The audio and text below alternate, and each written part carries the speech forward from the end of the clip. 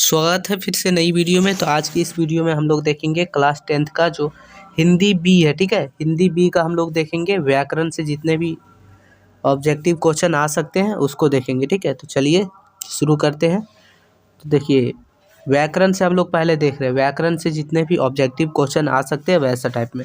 देखिए क्वेश्चन बोल रहा है कि नीडर शब्द में किस उपसर्ग का प्रयोग हुआ है।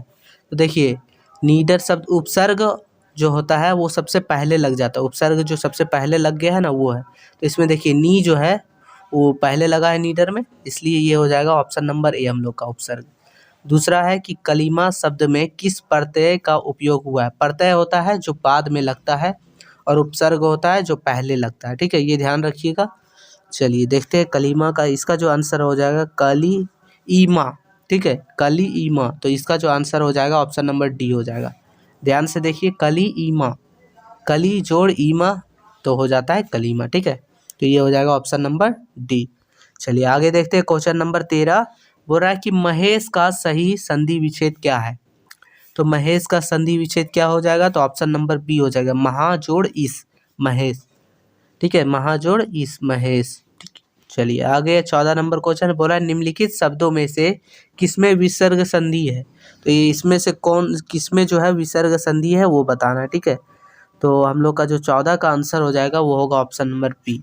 ये निश्चल जो है उसमें जो है विसर्ग संधि है, ठीक है।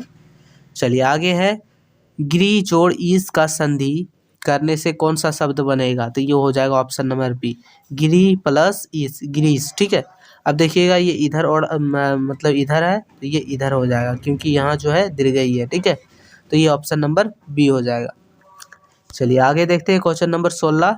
हो रहा है कि कबूतर परेशानी में इधर उधर फड़फड़ा रहे थे, रेखांकित पदबंध का प्रकार बताइए। तो इधर उधर जो है वो किस प्रकार का जो है पद है, वो किस प्रकार का जो है क्रिया ये है, समझ लीजिए, ठीक है, वाक्य है, समझ लीजिए। तो ये हम लोग का जो आंसर होगा वो होगा सर्वनाम है। ये क्या है, सर्वनाम, इधर उधर। तो चलिए आगे क्वेश्चन नंबर 17। बोल रहा है कि धनवान का विलोम शब्द क्या है। तो धनवान का विलोम शब्द क्या होता है। धनवान मतलब होता है जिसके पास बहुत सारा धन होता है, तो उसका विलोम शब्द हो जाएगा ये अकिंचन, मतलब जो जिसके पास कुछ ना हो उसको बोलते हैं अकिंचन, बहुत गरीब, दरिद्र, ऐसा कुछ, ठीक। चलिए 18 देखते हैं, निम्नलिखित में से कौन सा फूल का पर्यायवाची शब्द नहीं है। तो सुमन फूल का पर्यायवाची शब्द होता है, कुसुम भी होता है और पुष्प भी होता है, लेकिन तनुजा जो है इसका पर्यायवाची शब्द नहीं होता है। तो इसका जो आंसर हो जाएगा हम लोग का वो हो जाएगा ऑप्शन नंबर डी, काहे कि बोल रहा है नहीं है, ठीक है। तो ऑप्शन नंबर डी हम लोग का हो जाएगा सही आंसर। चलिए आगे देखते हैं फिर अगला। देखिए फिर देखते हैं हम लोग अगला, इसमें फिर देखते हैं हम लोग सेट 1 2 3 4 5 इस तरह कर से, ठीक है। तो उसमें से हम लोग जो है सिर्फ व्याकरण वाला देख रहे हैं, ठीक है। फिर उसके बाद हम लोग देखेंगे पाठ्य पुस्तक वाला। तो चलिए अगला क्वेश्चन है, और उपस्थिति शब्द में किस उपसर्ग का प्रयोग हुआ है। तो आप लोग को पता है उपसर्ग क्या होता है, जो कोई भी शब्द में जो है पहले आके जुट जाए उसको हम लोग उपसर्ग कहते हैं। प्रत्यय क्या होता है, उसके बाद जो जुटता है उसको बोलते हैं प्रत्यय, ठीक है। तो उपसर्ग जो है इसका जो आंसर हो जाएगा वो ऑप्शन नंबर सी हो जाएगा, उप प्लस स्थिति, उपस्थिति हो गया, ठीक है। तो इसका आंसर होगा ऑप्शन नंबर सी। लड़ाई शब्द में किस प्रत्यय का प्रयोग हुआ है। तो प्रत्यय तो मतलब जो बाद में, ठीक है, बाद में कौन सा है, तो लड़ा प्लस आई, लड़ाई, लड़ा प्लस आई, लड़ाई, ऑप्शन नंबर ए हो जाएगा, ठीक है, ध्यान रखिएगा। आगे 13 नंबर क्वेश्चन बोल रहा है कि व्यर्थ शब्द में किन वर्णों का संधि हुआ है। तो ये होगा option number A, option number A B दोनों होगा, कहीं कि दोनों में जो है एक ही चीज प्रिंट कर दिया गया, ठीक है। तो कोई दिक्कत ना है, इसका आंसर ऑप्शन नंबर ए होगा। चलिए 14 नंबर क्वेश्चन देखते हैं। बोल रहा है कि घुड़दौड़ का सही संधि विच्छेद क्या है। तो घुड़दौड़ का सही संधि विच्छेद हो जाएगा घोड़ा प्लस दौड़, ये हो जाएगा, ठीक है, घोड़ा प्लस दौड़, घुड़दौड़, ठीक है। अगला 15 नंबर बोल रहा है निम्नलिखित कथन में से कौन सा कथन जो है वो गलत है, ठीक है, उसका चयन कीजिए। तो इसमें जो आंसर हो जाएगा हम लोग का वो होगा ऑप्शन नंबर डी हो जाएगा, 15 का ऑप्शन नंबर डी हो जाएगा, जिसमें बोल रहा है कि परस्पर संबंध रखने वाले दो या दो से अधिक शब्दों को मिलाकर जब नया सार्थक शब्द बनाया जाता है तो उसे उस मेल को संधि कहते हैं। यहाँ गलत है, संधि नहीं कहते, उसे कहते हैं समास, क्या कहते हैं, समास। तो यही हम लोग का बोल रहा है कौन सा कथन गलत है, तो यही गलत है, ठीक है। इस मतलब ऑप्शन नंबर डी हम लोग का सही आंसर है, ठीक है। आगे देखते हैं 16 नंबर क्वेश्चन। तो 16 नंबर क्वेश्चन बोल रहा है कि ततार की तलवार एक विचलन रहस्यई थी, इस वाक्य में संज्ञा पदबंध छाटिए। मतलब इसमें से जो है वो संज्ञा कौन सा है, तो संज्ञा कौन सा होता है, जो देखिए तो संज्ञा हम लोग का है विलक्षण रहस्य, ये वाला, ठीक है। विलक्षण रहस्य जो है यही हम लोग का संध्या हो गया, विलक्षण रहस्य, ध्यान रखिएगा। आगे क्वेश्चन नंबर 16 बोल रहा है मूक का विलोम शब्द क्या है, तो मूक का विलोम शब्द हम लोग का होता है, ये हो जाएगा वाचाल, ठीक है, वचाल, ऑप्शन नंबर डी। चलिए आगे देखते हैं क्वेश्चन नंबर 18 बोल रहा है कि आकाश का पर्यायवाची शब्द क्या होता है। आकाश का पर्यायवाची शब्द तो पता है, आसमान होता है, नभ होता है, ठीक है, तो ई भी होता है, व्यायाम, ठीक है, ऑप्शन नंबर सी हो जाएगा, व्योम। लेकिन ये सब नहीं होता है, तो ऑप्शन नंबर सी इसका सही है। चलिए आगे देखते हैं हम लोग दूसरे में। देखिए जो अब हम लोग का जो आगे है देखते हैं फिर से। अगला क्वेश्चन बोल रहा है कि प्रत्येक शब्द में किस उपसर्ग का प्रयोग हुआ है। देखिए इसमें से ना एक क्वेश्चन आएगा आप लोग को, तो ये ध्यान रखिएगा। तो प्रत्येक में जो है सबसे पहले कौन सा शुरू हुआ है, तो ये ध्यान रखना। तो इसका जो आंसर होगा ऑप्शन नंबर बी हो जाएगा, प्रति जोड़ एक, तो प्रत्येक हो गया, ठीक है, तो ऑप्शन नंबर बी हो जाएगा, ठीक। चलिए आगे देखते हैं क्वेश्चन नंबर 12 बोल चिकनाहट शब्द में किस प्रत्यय क्या प्रयोग हुआ। उसमें उपसर्ग पूछा था, इसमें प्रत्यय, ठीक है। तो प्रत्यय के बाद होता है चिकना प्लस आहट, चिकनाहट, चिकना प्लस आहट, तो ऑप्शन नंबर सी हो जाएगा, चिकनाहट। चलिए 13 नंबर क्वेश्चन देखते हैं। बोल रहा है सदैव में कौन सी संधि है, तो सदैव में कौन सी संधि है ये देखना है, तो ये हम लोग का हो जाएगा ऑप्शन नंबर बी हो जाएगा, मतलब स्वर संधि है। सदैव जो होता है वो स्वर संधि होता है। चलिए आगे देखते हैं क्वेश्चन नंबर 14 बोल रहा है इनमें से स्वर संधि का उदाहरण क्या है, तो पवन, पवन है हम लोग का स्वर संधि का उदाहरण। आगे देखते हैं क्वेश्चन नंबर 15 निम्नलिखित में से कौन सा कथन सही है, कौन सा कथन सही है। तो ये देखिए बोल रहा है कि दो वर्णों के मेल से उत्पन्न विकार को संधि कहते हैं, ठीक है। संधि के 3 भेद होते हैं, ये भी ठीक है। बोल रहा है कि स्वर संधि के 5 भेद होते हैं, ये भी ठीक है। मतलब उपरोक्त सभी कथन सही है, ये हो जाएगा हम लोग का आंसर। चलिए आगे देखते हैं क्वेश्चन नंबर 16। तो क्वेश्चन नंबर 16 बोल रहा है कि बढ़ती हुई आबादी ने समंदर के पीछे सरकाना शुरू कर दिया है, रेखांकित पदबंध का प्रकार है, तो कर दिया है यानी क्रिया हो जाएगा हम लोग, कर दिया है, चल दिया है, रो दिया है, ये सब जो होता है हम लोग का क्रिया हो जाता है। इसका आंसर हो जाएगा ऑप्शन नंबर सी, ध्यान रखिएगा। आगे 17 नंबर क्वेश्चन बोला है कि महान का विलोम शब्द क्या होता है, तो महान का विलोम शब्द उल्टा होगा।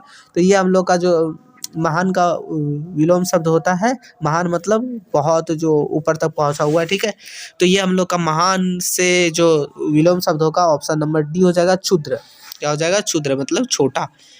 चलिए आगे 18 नंबर कि दिए गए शब्द को में भिन्न अर्थ वाला शब्द है, दिए गए शब्द में भिन्न अर्थ वाला शब्द है, तो आप लोग ध्यान दीजिएगा। यहाँ ऐसा भी क्वेश्चन आएगा, तो आप लोग देखिए भास्कर, रवि, दिवाकर, ये तीनों जो है वो सूर्य के पर्यायवाची शब्द हैं, लेकिन ये सुधाकर जो है कुछ नहीं है, ये भिन्न है, अलग है, इसलिए ये हम लोग का आंसर हो जाएगा ऑप्शन नंबर डी, हम लोग का सुधाकर बिल्कुल सही आंसर है, ठीक है, देख लिए। चलिए आगे पढ़ते हैं हम लोग कि विज्ञान शब्द में प्रयुक्त उपसर्ग है, तो विज्ञान शब्द में कौन सा उपसर्ग है, तो आप लोग देखिए उपसर्ग जो पहले लगता है, तो वी प्लस ज्ञान, विज्ञान, ठीक है।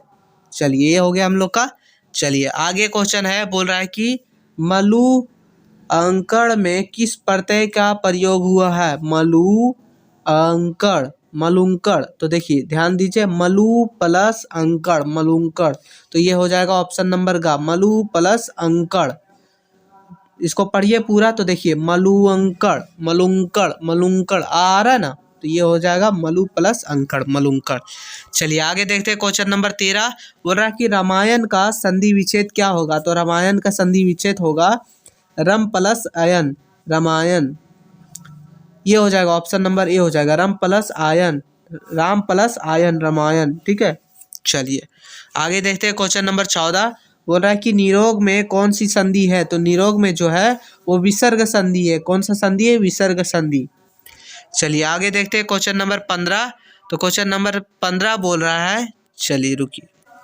तो अगला क्वेश्चन हम लोग का बोल रहा है कि संस्कृत के ऐसे शब्द जिन्हें हम ज्यों का त्यों प्रयोग में लाते हैं वो कहलाते हैं, उसे हम लोग कहते हैं तत्सम। क्या कहते हैं? तत्सम। कोई भी शब्द जो जैसे का तैसे लाते हैं संस्कृत का वो शब्द, तो उसे हम लोग कहते हैं तत्सम। ठीक है, ऑप्शन नंबर 1। चलिए 16 नंबर क्वेश्चन है, बोल रहा है कि श्री गणेश का विलोम शब्द क्या होगा? तो श्री गणेश का विलोम शब्द यानी उल्टा शब्द जो होगा इतिश्री हो जाएगा। क्या हो जाएगा? इतिश्री। ऑप्शन नंबर गा। ठीक है, चलिए आगे देखते हैं हम लोग। क्वेश्चन नंबर 17 बोल रहा है कि अस्थि का तद्भव शब्द होगा। तो अस्थि हड्डी होता है। ठीक है, हड्डी अस्थि होता है ना, अस्थि हड्डी। ठीक है, ऑप्शन नंबर का। आगे देखते हैं क्वेश्चन नंबर, बोल रहा है कि आनंद का पर्यायवाची शब्द होगा। तो आनंद का उल्टा शब्द पर्यायवाची शब्द, तो आनंद जो है प्रमोद भी जो है आनंद का होता है। ठीक है, देखिए यहाँ हो गया मिसप्रिंट, प्रमोद यहाँ भी दे दिए यहाँ भी दे दिए, तो आप लोग का दोनों सही हो जाएगा। ठीक है, कोई दिक्कत ना है, दोनों सही है। चलिए आगे देखते हैं 19 नंबर क्वेश्चन। बोल रहा है कि सूर्य का पर्यायवाची शब्द नहीं है। तो नहीं है बोल रहा है, तो कौन सा नहीं है? तो ये हम लोग का हो जाएगा दिनेश। दिनेश जो है वो सूर्य का पर्यायवाची शब्द नहीं है। ठीक है, चलिए प्रभाकर, निशाकर, दिनकर, दिनेश। चलिए आगे है, जो सब कुछ जानता है के लिए एक शब्द, मतलब जो सब कुछ जानता है उसे क्या कहते हैं? सर्वज्ञ।